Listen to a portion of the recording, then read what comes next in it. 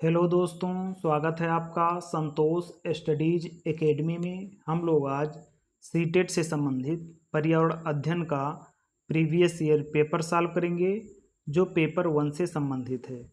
तो चलिए क्लास की शुरुआत करते हैं। आज का पहला प्रश्न है, माउंट एवरेस्ट की चोटी की ऊंचाई है। ऑप्शन ए है 8600 मीटर, ऑप्शन बी है 8850 मीटर, सी है 8950 मीटर, ऑप्शन डी है 8990 मीटर।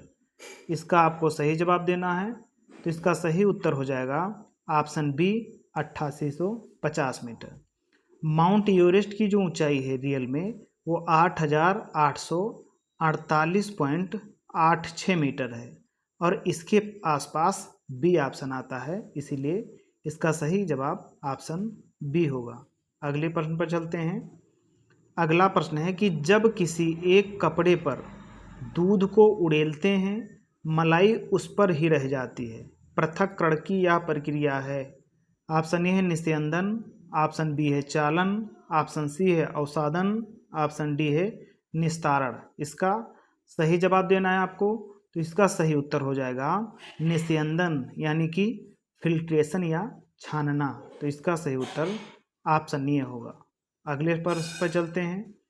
अगला प्रश्न है कि टूटता तारा होता है। ऑप्शन ए है तारा, ऑप्शन बी है धूमकेतु, ऑप्शन सी है उल्कापिंड, ऑप्शन डी है क्षुद्रग्रह। इसका सही जवाब देना है। तो इसका सही जवाब हो जाएगा ऑप्शन सी, टूटता तारा किसको कहते हैं? उल्कापिंड को कहते हैं। आगे चलते हैं। अगला प्रश्न है कि 3 राज्यों का वह समूह जिनके किसी किनारे पर बंगाल की खाड़ी है कौन सा है? सबसे पहले हम भारत का मैप बनाएंगे। तो ये है भारत का मैप। यहाँ पर अरब सागर है और यहाँ पर बंगाल की खाड़ी है। ये पूर्व दिशा है और यहाँ पर पश्चिम है। तो बंगाल की खाड़ी से सबसे पहले पश्चिमी बंगाल है, इसके बाद में उड़ीसा है, फिर आंध्र प्रदेश है और सबसे नीचे तमिलनाडु है। ये 4 राज्य सीमा बनाते हैं बंगाल की खाड़ी से। सबसे पहले पश्चिमी बंगाल, उड़ीसा, आंध्र प्रदेश और तमिलनाडु। अब इसमें देख लेते हैं कौन कौन से राज्य हैं। तो ऑप्शन ए है आंध्र प्रदेश, महाराष्ट्र, तमिलनाडु। तो इसमें जो महाराष्ट्र है ये अरब सागर की तरफ आता है, इसलिए इसका ये ऑप्शन गलत हो जाएगा। ऑप्शन बी कह रहा है कि उड़ीसा, केरल, तमिलनाडु। ये जो केरल है ये भी अरब सागर की तरफ आता है, इसलिए ऑप्शन बी भी गलत हो जाएगा। सी ऑप्शन है कि उड़ीसा, आंध्र प्रदेश और तमिलनाडु ये तीनों राज्य किससे सीमा बनाते हैं? बंगाल की खाड़ी से। तो इसलिए इसका सही जवाब ऑप्शन सी होगा। अगले प्रश्न पर चलते हैं। अगला प्रश्न है कि कोई छात्र ये पर है और बी पर पहुंचना चाहता है। तो हम सबसे पहले दिशा बनाएंगे। तो ये बन गया। अब देखते हैं, मान लिया जाए यहाँ पर ये है। अब आगे क्या कहता है कि कोई छात्र ये पर है, बी पर पहुंचना चाहता है। इसके लिए पहले वह वो पर जाता है जो ये के ठीक उत्तर में 120 मीटर पर है, यानी कि ये के ठीक उत्तर में वो है और कितनी दूरी पर है? 120 मीटर पर है।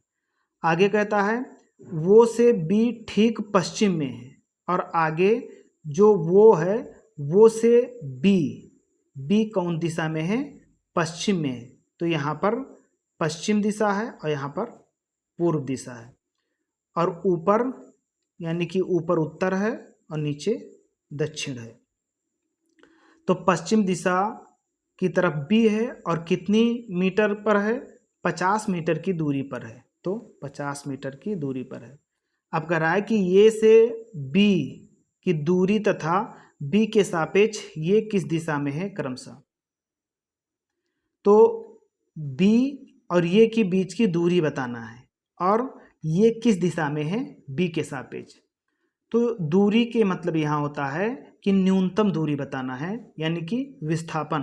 तो न्यूनतम दूरी यहाँ से यहाँ तक होगा यानी कि ये क्या बन गया, यह बन गया एक समकोण त्रिभुज। और समकोण त्रिभुज में क्या होता है, ये भुजा कर्ण होती है, ये आधार होता है और ये लंब होता है।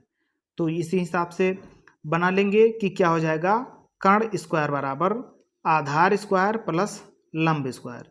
अब कर्ण क्या है कि के स्क्वायर बराबर आधार कितना है 50 मीटर है और लंब कितना है, लंब है 120 मीटर, 120 मीटर लंब है स्क्वायर। अब 50 का स्क्वायर करोगे तो हो जाएगा 2500 और 120 का स्क्वायर करोगे तो हो जाएगा 44, 144 और 00, ये हो जाएगा कितना, कर्ण स्क्वायर बराबर। जब इसको जोड़ोगे यानी 2500 को और 144 00 को जब जोड़ोगे तो हो जाएगा 169 और 00, ये के स्क्वायर बराबर हो जाएगा। यहाँ से जब के का मान निकालोगे तो 169 का वर्गमूल हो जाएगा 13 और 00 का एक जीरो नीचे आ जाएगा। तो इसके मतलब जो कर्ण हो जाएगा वो 130 मीटर हो जाएगा। तो 130 मीटर पहले ऑप्शन में भी है और बी ऑप्शन में भी है। अब कह रहा है कि बी के सापेक्ष ये किस दिशा में है, तो बी के सापेक्ष ये किस दिशा में है, दक्षिण और पूर्व दिशा में है। तो इसमें जो है दक्षिण और पूर्व दिशा 130 मीटर, यानी कि ऑप्शन बी सही हो जाएगा। तो इसका सही उत्तर ऑप्शन बी है। अगले प्रश्न पर चलते हैं। अगला प्रश्न कह रहा है कि मान लीजिए आप मध्य प्रदेश में हैं और इस राज्य के सापेक्ष किस दिशा में हमारे देश के सर्वाधिक घने जंगल हैं। तो सबसे पहले हमें मैप बनाना पड़ेगा। तो ये है मैप, ये है भारत का मैप। यहाँ पर है मध्य प्रदेश एमपी और मध्य प्रदेश है यहाँ पर है पूर्वोत्तर राज्य। यहाँ पर है पूर्वोत्तर राज्य में सबसे पहले अरुणाचल प्रदेश, फिर नागालैंड, फिर मणिपुर, नीचे मिजोरम, यहाँ पर त्रिपुरा और बीच में असम राज्य है। और ये जो पूर्वोत्तर राज्य है यहाँ पर सबसे अधिक घने वन पाए जाते हैं, क्योंकि भारत में सबसे अधिक वर्षा यहाँ पर होती है। कितना होती है, 200 सेमी से अधिक वर्षा होती है यहाँ पूर्वोत्तर राज्यों में, जिसके कारण यहाँ पर सदाबहार वन पाए जाते हैं जो घने होते हैं। तो ये मध्य प्रदेश के किस दिशा में है, तो मध्य प्रदेश के उत्तर और पूर्व दिशा में है, इसलिए इसका सही जवाब ऑप्शन बी हो जाएगा कि उत्तर और पूर्व दिशा में। तो इसका सही जवाब ऑप्शन बी होगा। अगले प्रश्न पर चलते हैं। अगला प्रश्न कह रहा है कि स्लाथ के विषय में निम्नलिखित में से सही कथन चुनिए। ऑप्शन ए है कि स्लाथ भालू जैसे दिखते हैं और दिन के लगभग 22 घंटे वृक्ष की शाखा पर उल्टे सिर लटक कर सोते हैं। देखिए जो स्लाथ होता है भालू जैसे तो दिखते हैं, लेकिन ये 22 घंटे नहीं सोते हैं, ये 17 घंटे सोते हैं, इसलिए ऑप्शन ये गलत हो जाएगा। बी ऑप्शन कह रहा है कि स्लाथ चिंपैंजी जैसे दिखते हैं, तो स्लाथ भालू जैसे दिखते हैं, चिंपैंजी जैसे नहीं दिखते हैं, तो इसलिए बी ऑप्शन गलत हो जाएगा। सी ऑप्शन कह रहा है कि स्लाथ चिंपैंजी जैसे दिखते हैं, तो ये भी गलत हो जाएगा सी, क्योंकि स्लाथ चिंपैंजी जैसे नहीं दिखते हैं। अगला है डी ऑप्शन कि स्लाथ भालू जैसे दिखते हैं, तो ये बात सही कि स्लाथ भालू जैसे दिखते हैं और दिन के लगभग 17 घंटा वृक्ष की शाखा पर उल्टा लटक कर सोते हैं। तो इसका सही जवाब ऑप्शन डी होगा। सही जवाब ऑप्शन डी है। अगले प्रश्न पर चलते हैं। अगला प्रश्न कह रहा है कि त्रिवेंद्रम और गांधी धाम के बीच की दूरी 2268 किलोमीटर है।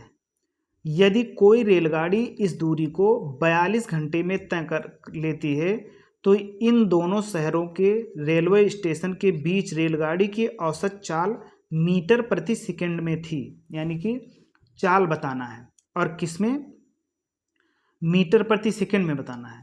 तो चाल बराबर होता है दूरी बटे समय, और यहाँ औसत चाल पूछा है तो औसत चाल बराबर हो जाएगा कुल दूरी बटे कुल समय। तो कुल दूरी कितनी है 2268 किलोमीटर, तो 2268 किलोमीटर। कुल समय कितना है 42 घंटे है, तो बटे 42 यानी कि भागे 42। अब हम 7 से काटेंगे तो 6 से काटेंगे तो 6 से 42 हो जाएगा।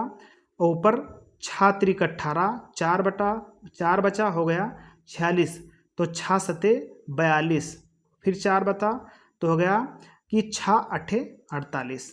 अब ये ऊपर वाला कट गया, कितना बचा 378। फिर इसको 7 से काटेंगे तो हो जाएगा 7 पंचे 35, और फिर यहाँ पर बचा 2 यानी कि 28 हो गया।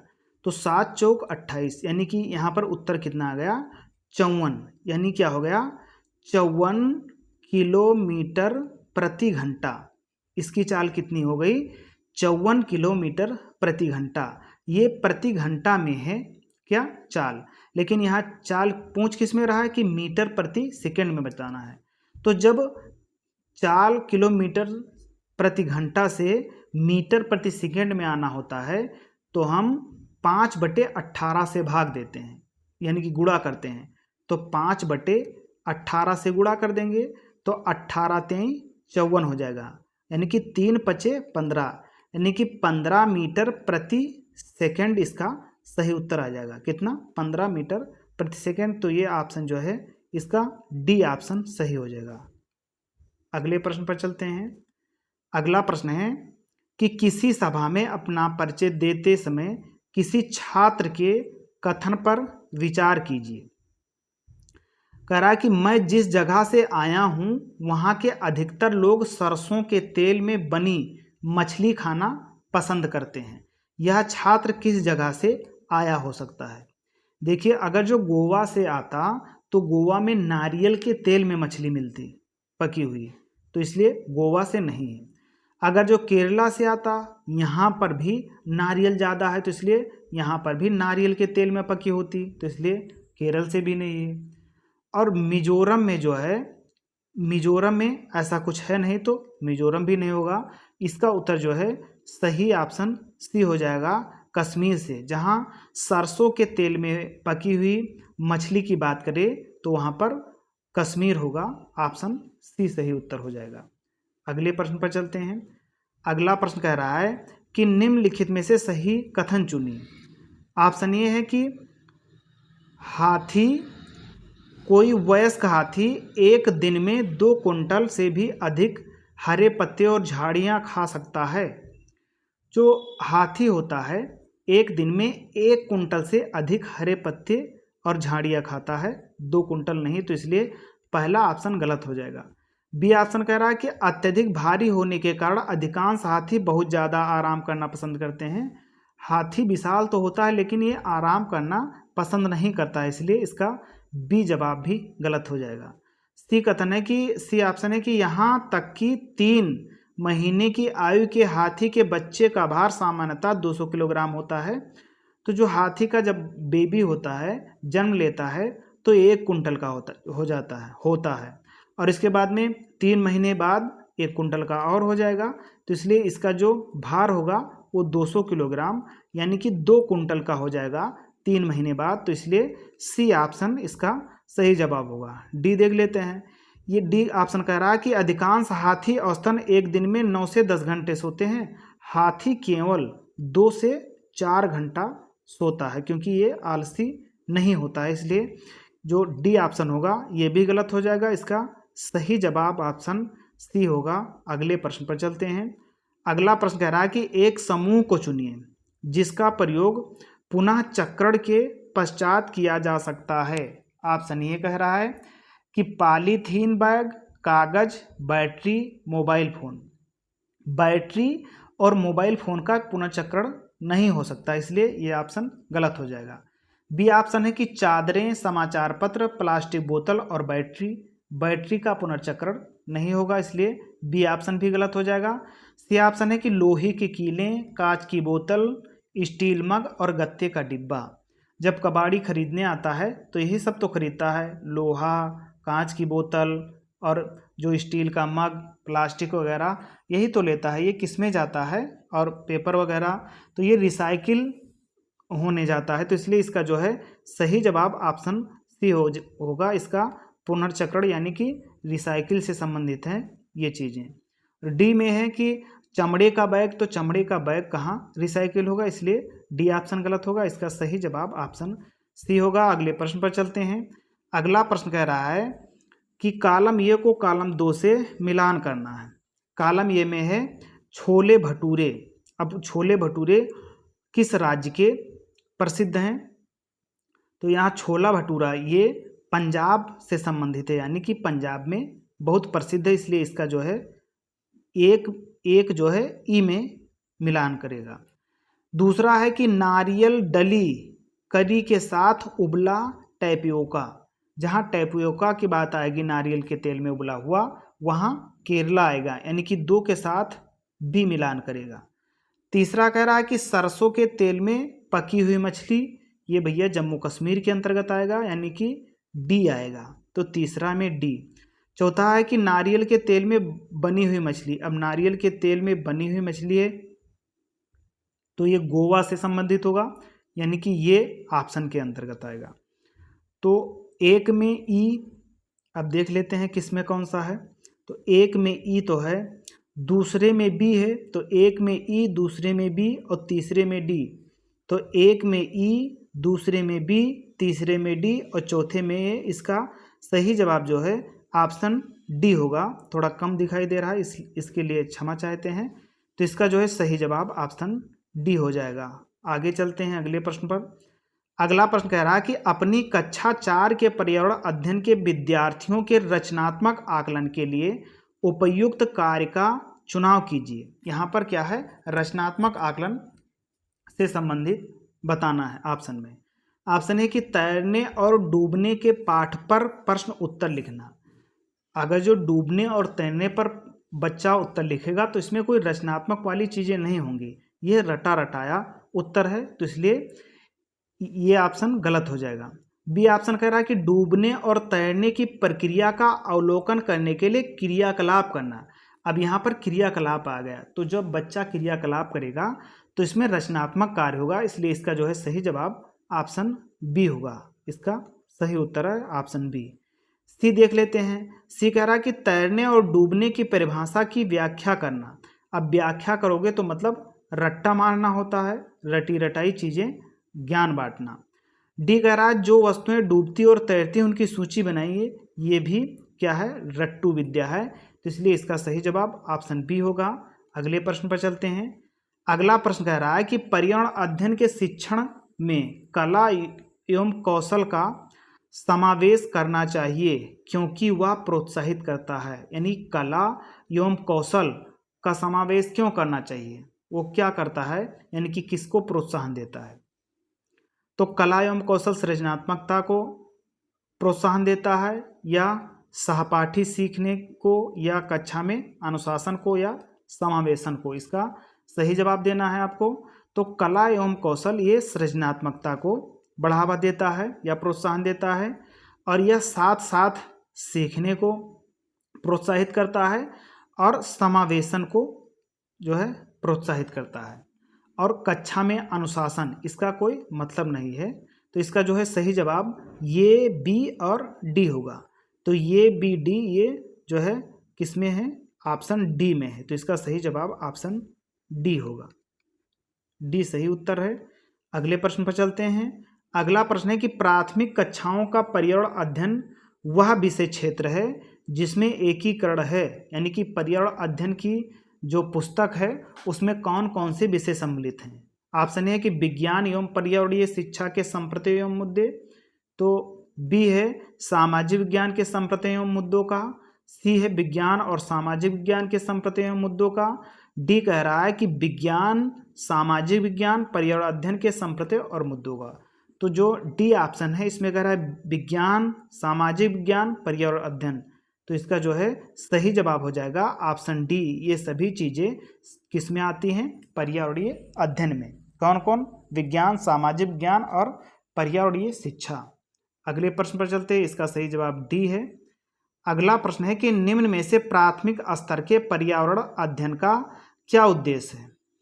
ऑप्शन ए कह रहा है कि लैंगिक भेदभाव से संबंधित मुद्दों पर सीखने वाले को संवेदनशील बनाना। यहाँ पर पर्यावरण अध्ययन का उद्देश्य बनाना है प्राथमिक स्तर से संबंधित। बी ऑप्शन कह रहा है कि स्थानीय उपलब्ध सामग्रियों से सरल प्रारूपों का विकास करना। सी ऑप्शन कह रहा है कि विद्यार्थियों को उच्च प्राथमिक ज्ञान संप्रतियों के लिए कर्मिक रूप से तैयार करना। और डी ऑप्शन कर रहा है कि विद्यार्थियों को उनके आस पड़ोस में उपलब्ध व्यावसायिक विकल्पों से संबंधित बताना। तो इसका जो सही जवाब होगा, इसका सही जवाब होगा ऑप्शन ए। इसमें है लैंगिक भेदभाव से संबंधित मुद्दों पर सीखने वाले को संवेदनशील बनाना। यहाँ मतलब यहाँ लैंगिक संवेदनशीलता की बात करता है, तो इसलिए इसका जो सही जवाब है वो ऑप्शन ए हो जाएगा, लैंगिक संवेदनशीलता से संबंधित है। अगले प्रश्न पर चलते हैं। अगला प्रश्न है कि शिक्षिका ने अपने विद्यार्थियों को भोजन के रूप में ग्रहण किए जाने वाले पौधों के विभिन्न भागों जैसे जड़, तना एवं पुष्पों के नाम जानने के लिए अपने परिवार के सदस्यों के परामर्श करने के लिए कहा है। इस क्रियाकलाप की अभिकल्पना की गई है। किस प्रकार की गई है? ऑप्शन ए कह रहा है कि अनुभवात्मक सीखने को प्रोत्साहित करने के लिए। बी कह रहा है कि भोजन से संबंधित संप्रतियों के सीखने को प्रोत्साहित करने के लिए। सी कह रहा है कि पाठ को अधिक आनंददायी और रुचिपूर्ण बनाने के लिए। और डी कह रहा है विद्यार्थियों को भोजन के विषय में खुले मन से खोज करने के लिए। इसका सही जवाब देना है।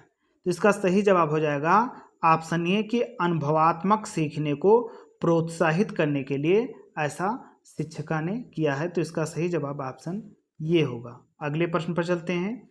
अगला प्रश्न है, किस दृष्टिबाधित विद्यार्थियों को पर्यावरण अध्ययन पढ़ाने के लिए निम्न में से कौन सी युक्ति सर्वाधिक उपयुक्त है? ऑप्शन ए है कि कक्षा में मिश्रित सहपाठी समूह बनाएं। ऑप्शन बी है कि किसी कार्य को पूरा करने के लिए अधिक समय दें। ऑप्शन सी है कि किसी भी कार्य को भागों में बांटें और प्रत्येक भाग को अलग पढ़ाएं। ऑप्शन डी है कि स्पर्शी शिक्षण अधिगम सामग्री का अधिक से अधिक उपयोग करें। तो इसका जो है सही जवाब ऑप्शन डी हो जाएगा कि जो दृष्टिबाधित मतलब होता है कि वे बच्चे जिन्हें कम दिखाई देता है सामान्य व्यक्ति की अपेक्षा। तो जब दृष्टिबाधित होंगे यानी कि कम दिखाई देगा तो उनके लिए स्पर्श शिक्षण सामग्री का उपयोग अधिक से अधिक करेंगे। इसलिए इसका सही जवाब ऑप्शन डी हो जाएगा। अगले प्रश्न पर चलते हैं। अगला प्रश्न है कि पर्यावरण अध्ययन का शिक्षण करते हुए पाठ का वह उपयुक्त स्तर जिस पर विद्यार्थियों का आकलन किया जाना चाहिए वह है। शिक्षण करते समय किस पर विद्यार्थियों का आकलन करना चाहिए? ऑप्शन ए है कि पाठ के अंत में आकलन करना चाहिए। बी कह रहा है कि पाठ के प्रारंभ में आकलन करना चाहिए। और सी आगे है अगले पेज में, सी कह रहा है कि जब विद्यार्थी आकलन के लिए प्रस्तुत हो तब आकलन करना चाहिए। और डी कह रहा है कि शिक्षण अधिगम के दौरान आकलन करना चाहिए। तो इसका सही जवाब ऑप्शन डी हो जाएगा कि शिक्षण अधिगम के दौरान बच्चों का आकलन करना चाहिए। इसका सही जवाब डी होगा। अगले प्रश्न पर चलते हैं। अगला प्रश्न है कि आपको अपने विद्यार्थियों के पर्यावरण अध्ययन परियोजना का आकलन करना है और उन्हें शीघ्र फीडबैक देना है। तो आप आकलन के लिए किस साधन का चुनाव करेंगे? जब हमें शीघ्र फीडबैक देना होगा तो हम किसका प्रयोग करेंगे? चेकलिस्ट यानी कि जांच सूची का प्रयोग करेंगे। तो इसका सही जवाब ऑप्शन डी होगा, जांच सूची। अगले प्रश्न पर चलते हैं। अगला प्रश्न है कि पर्यावरण अध्ययन में सीखने का आकलन करने का उद्देश्य है कि ऑप्शन ए है कि शिक्षण विद्यार्थियों को उपलब्धियों के विषय में जानकारी एकत्र करें। बी है कि यह मूल्यांकन की अपेक्षा शिक्षण का एक मार्ग है। सी है यह विद्यार्थियों द्वारा नवीन या नया ज्ञान में दक्षता प्राप्त करने की प्रगति के विषय में प्रतिपुष्टि देता है।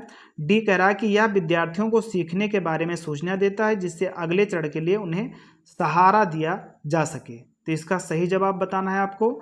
इसका सही जवाब हो जाएगा ऑप्शन ये कि शिक्षक विद्यार्थियों को उपलब्धियों के विषय में जानकारी एकत्र करे। कब? जब सीखने का आकलन किया जाता है।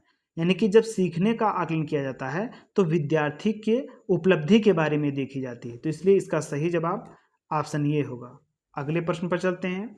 अगला प्रश्न कह रहा है कि नई शिक्षा नीति 2020 के अनुसार प्राथमिक कक्षा 1 से 5 के लिए निम्न में से क्या स्तर होगा? ऑप्शन ए है प्रारंभिक आरंभिक स्तर, ये तो सही है। बी है कि मध्य स्तर, भाई मध्य स्तर तो मिडिल के बच्चे हो जाएंगे यानी कि 6 से 8 वाले, तो बी गलत हो जाएगा। सी है कि बुनियादी स्तर, तो इसका सी भी हो जाएगा कि बुनियादी स्तर यानी कि बेसिक वाली चीज़ें। तो इसका सही जवाब ऑप्शन कथन ए और कथन सी, यानी कि जिसमें ये और सी दोनों होंगे वो उत्तर सही होगा। तो इसका सही जवाब ऑप्शन सी हो जाएगा। अगले प्रश्न पर चलते हैं। अगला प्रश्न कह रहा है कि प्राथमिक स्तर पर निम्न में से क्या प्रक्रिया कौशल नहीं है? प्रक्रिया कौशल के बारे में बताना है। ऑप्शन ए है कि मानचित्रण करना यानी कि मैपिंग, बी है क्रियाशील परिवर्तनों को परिभाषित करना, सी है कि परिकल्पना की जांच करना और डी है कि तथ्यों का अनुसरण करना। इसका सही जवाब देना है किसके संबंध में? प्रक्रिया कौशल के संबंध में, यानी प्रक्रिया कौशल कौन सा नहीं है बताना है। तो मानचित्रण करना ये प्रक्रिया कौशल के अंतर्गत आता है। क्रियाशील परिवर्तनों को परिभाषित करना ये भी प्रक्रिया कौशल है। और लिखा है कि परिकल्पना की जांच करना, तो ये जो परिकल्पना की जांच करना है ये प्रक्रिया कौशल के अंतर्गत नहीं आता, इसलिए इसका सही जवाब ऑप्शन सी हो जाएगा। परिकल्पना की जांच करना ये प्रक्रिया कौशल के अंतर्गत नहीं आता है, तो इसका सही जवाब ऑप्शन सी होगा। अगले प्रश्न पर चलते हैं। अगला प्रश्न है कि थीम, कौन सी थीम है? परिवार तथा मित्र में निम्न में से कौन सा उप थीम है? अच्छा, ऑप्शन ये कह रहा है कि चीजें जो हम बनाते हैं और करते हैं, तो ये तो मुख्य थीम है। बी है कि कार्य और खेल, ये जो कार्य और खेल है, कार्य और जो खेल है ये मुख्य थीम है। कौन सी थीम है? ये मुख्य थीम है। और हमें क्या बताना है कि परिवार और मित्र की उप थीम बताना है। तो चीज़ें हम जो बनाते हैं और करते हैं ये उप थीम है, और वर्क एंड प्ले ये क्या है? मुख्य थीम है। सी कह रहा है कि भोजन एवं जल ये भी उप थीम है, और हमारा आश्रय ये भी उप थीम है। तो हमें कौन उप थीम नहीं है, यानी कि हाँ, तो इसमें जो है सही उत्तर ये सी और डी ये तीनों हो जाएंगे। इसका सही जवाब ये सी और डी हो जाएगा। अगले प्रश्न पर चलते हैं। अगला प्रश्न है कि निम्न में से कौन सा एक अपसारी प्रश्न है जो पर्यावरण अध्ययन की शिक्षिका अपनी छात्राओं की सृजनात्मक क्षमता को प्रोत्साहित करने के लिए पूछेगी? देखिए, प्रश्न दो प्रकार के होते हैं, एक अपसारी, दूसरा अभिसारी। अपसारी प्रश्न वह प्रश्न होते हैं जिनका एक से अधिक उत्तर होता है, और अभिसारी वह प्रश्न होते हैं जिनका केवल एक उत्तर होता है। तो अब अभिसारी के बारे में बताना है, यानी कि जिसका एक से अधिक उत्तर है उसके बारे में बताना है। तो इसका ऑप्शन ये है कि मृदा में प्याज के बीजों को बोने से लेकर फसल काटने तक के चरण कौन से हैं? तो ये जो चरण हैं ये क्या है? निर्धारित है, इसीलिए इसका जो उत्तर है वो सीमित है, तो ये गलत हो जाएगा। ये जो है अभिसारी प्रश्न हो जाएगा। बी ऑप्शन है कि दिल्ली जैसे शहरों में वायु प्रदूषण को कम करने के लिए आप क्या कदम उठाएंगे? अब यहाँ देखिए, इसका उत्तर एक से अधिक हो सकता है, इसलिए इसका सही जवाब ऑप्शन बी हो जाएगा। सी कथन है, सी ऑप्शन है कि लवण के विलयन से आप लवण कैसे पृथक करेंगे? तो इसका भी निश्चित उत्तर है, तो ये भी गलत हो जाएगा, अभिसारी प्रश्न है। और अगला जो है डी कह रहा है कि पत्तियों का रंग हरा क्यों होता है? तो क्लोरोफिल के कारण हरा होता है, तो इसका भी निश्चित उत्तर है। तो इसका जो सही जवाब है वो क्या हो जाएगा? Option B, option B. अगले प्रश्न पर चलते हैं। अगला प्रश्न है कि विद्यार्थियों द्वारा पर्यावरण अध्ययन के सीखने का गत्यात्मक, समग्र तथा अनुभवात्मक प्रकृति का उत्तम आकलन किया जाता है किसके द्वारा? रेटिंग स्केल के द्वारा, बी है पेन पेपर टेस्ट के द्वारा, और सी है विश्वसनीय, यहाँ पर सी है विश्वसनीय आकलन युक्तियों के द्वारा, डी है मौखिक परीक्षा द्वारा। तो इसका सही जवाब ऑप्शन सी हो जाएगा, विश्वसनीय आकलन युक्तियों के द्वारा। तो इसका सही जवाब ऑप्शन सी है। अगले प्रश्न पर चलते हैं। अगला प्रश्न है कि कक्षा 4 के विद्यार्थियों को थीम आश्रय के लिए कौन सी युक्ति पूछताछ को प्रोत्साहित करती है? ऑप्शन ये कह रहा है कि विद्यार्थियों को विभिन्न प्रकार के घरों के चित्र एकत्र करने के लिए कहना, आश्रय थीम से संबंधित बताना है। बी जो है और ऑप्शन आगे हैं। बी ऑप्शन कह रहा है कि विभिन्न प्रकार के आश्रयों के चित्र साझा करना। अब चित्र दिखा रहे हो, चित्र साझा कर रहे हो, तो ये ज़्यादा इफेक्टिव नहीं है। भाई हम किसी का चित्र दिखा रहे हैं और चित्र इकट्ठा करने को कह रहे हैं या आपस में साझा करने को कह रहे हैं, तो ये इफेक्टिव नहीं है। आगे है सी ऑप्शन। सी कह रहा है कि विभिन्न मकान निर्माण स्थलों पर जाने के उपरांत विद्यार्थियों को अपने अनुभव को सुनाने के लिए कहना, यानी कि यहाँ पर प्रत्यक्ष अनुभव हो रहा है, तो जहाँ पर प्रत्यक्ष चीज़ें मिलेंगे वो ज़्यादा प्रभावी होगा। तो इसका सही जवाब ऑप्शन सी हो जाएगा, प्रत्यक्ष अनुभव से संबंधित।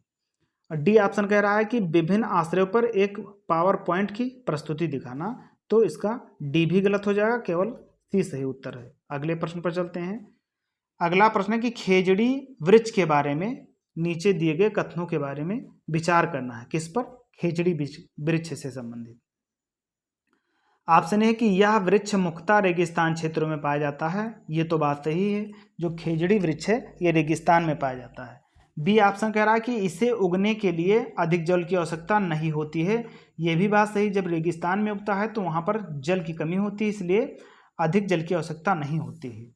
सी कह रहा है कि यह वृक्ष अपने तने में जल को संचित करता है, जिसका उपयोग आवश्यकता पड़ने पर करता है। भाई यहाँ तो वैसे जल की कमी है और तो ये तने में कैसे संचित कर पाएगा, इसलिए सी जो ऑप्शन है ये गलत हो जाएगा। डी कह रहा है कि इस वृक्ष की छाल का उपयोग दवाइयों के बनाने में होता है तथा इसकी लकड़ी पर कीटों का प्रभाव नहीं पड़ता है। डी ऑप्शन इसका सही उत्तर हो जाएगा। जो खेजड़ी वृक्ष है इसकी राजस्थान में पूजा होती है और इससे दवाई के बनाने में भी इसका उपयोग करते हैं, तो इसका सही जवाब ऑप्शन डी होगा, ऑप्शन डी। ये कह रहा है कि यह वृक्ष बहुत कम पत्तियां होती हैं, नहीं, इसमें पत्तियां पर्याप्त होती हैं, तो इसका सही जवाब डी होगा। अगले प्रश्न पर चलते हैं। अगला प्रश्न है, हाँ यहाँ पर बताना था कूट में, तो इसका जो सही जवाब क्या हो जाएगा, इसका सही जवाब ये सही है, बी सही है, और जल संचित करना ये गलत है और डी सही है, तो ये बी डी इसका सही जवाब हो जाएगा। ये बी डी किस में है? ये बी डी का जो है ऑप्शन एक में है, तो इसका सही जवाब ऑप्शन ये होगा, ये बी डी। अगले प्रश्न पर चलते हैं। अगला प्रश्न है कि किसी छात्रा द्वारा नीचे दिए गए कथन पर विचार कीजिए।